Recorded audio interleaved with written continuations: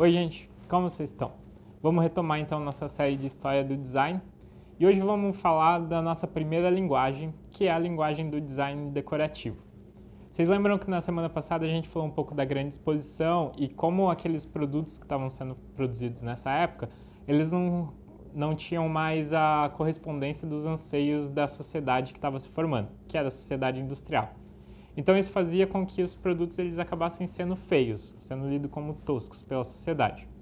E nesse contexto vão surgir alguns pensadores e projetistas que vão se dedicar a entender tanto a linguagem da máquina quanto a linguagem que essa nova sociedade vai buscar. E hoje a gente vai ver o primeiro deles, que é o Owen Jones. O Owen, ele foi um arquiteto e acho que a gente pode chamar ele de designer, apesar de que isso não existia na época. Ele era inglês, nasceu lá em Londres, mas ele era de uma família galesa, do país de Galha, um dos 4 reinos que compõem o Reino Unido. E ele era de uma família que era especialista em fabricar e comercializar roupas de couro. Ele era um burguês da época. Ele nasceu em 1809, então ele nasceu meio quarto ali de século depois das primeiras revoluções que começaram a mudar a sociedade. Então a gente pode considerar que ele viveu bem no pico da mudança intensa. Ele vai ser um dos primeiros teóricos do design e ele vai lançar as bases para essa composição dessa sociedade industrial. E tudo isso vai começar em 1832, quando ele parte numa viagem.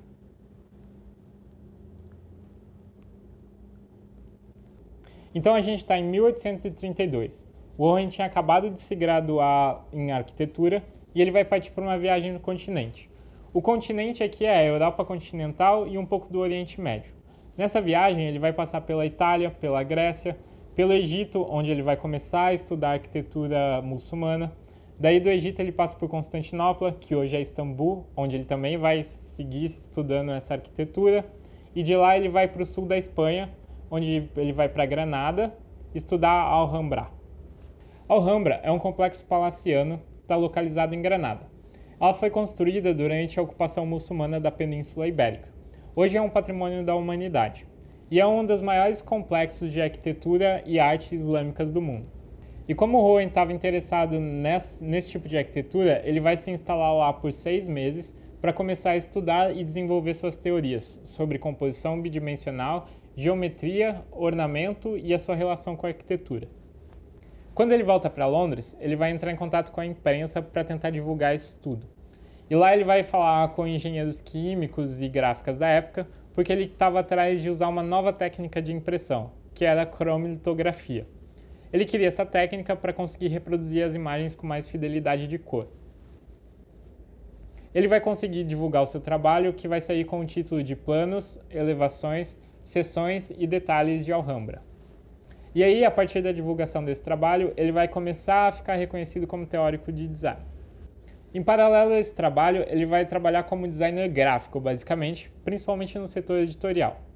Até que em 1944, após uma exposição de produtos industriais na França, a sociedade inglesa ela vai começar a se organizar para fazer uma grande exposição, que é a Exposição Universal, para se manter como líder dessa comunidade industrial que estava surgindo naquela época. O Owen ele vai fazer parte dessa equipe e ele vai ficar responsável principalmente pela ambientação e comunicação daquele grande pavilhão do Palácio de Cristal.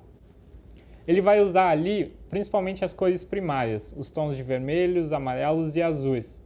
E isso no começo vai ser um pouco estranho, assim, quando está no projeto, mas ele vai conseguir convencer a rainha e aprovar o projeto. E esse projeto vai ter uma repercussão super positiva. Tanto é que quando eles reconstruíram o palácio, ele vai ficar responsável de novo pela comunicação do local. Então depois desses projetos todos, dessa experiência, a gente vai chegar em 1856, quando o Owen vai fazer o que é o seu trabalho mais importante, que é a publicação da Gramática do Ornamento.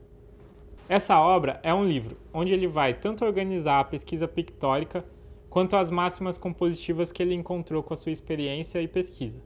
Então, ele vai ter aqui padrões, tanto de povos originários, quanto egípcios, bizantinos, chineses e até padrões naturais.